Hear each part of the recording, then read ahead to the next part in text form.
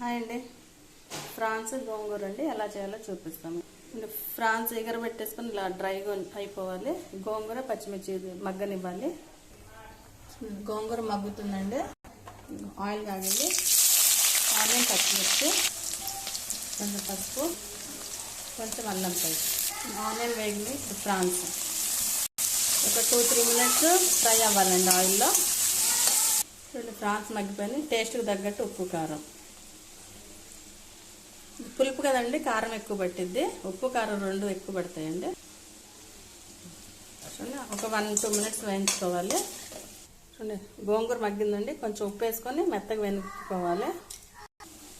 మగ్గిన గోంగూర ఇందులో వేసేసుకోవాలి. కొన్ని వాటర్ యాడ్ చేసుకోవాలి. కొన్ని ఉడుకుతుంది. ఇప్పుడు ఇందులో కొన్ని వెల్లుల్లి రెబ్బలు వేసుకోవాలి. ఒక 2 మినిట్స్ మగ్గనివ్వాలి. చూడండి ఫైనల్ కొత్తిమీర అయిపోయిందండి.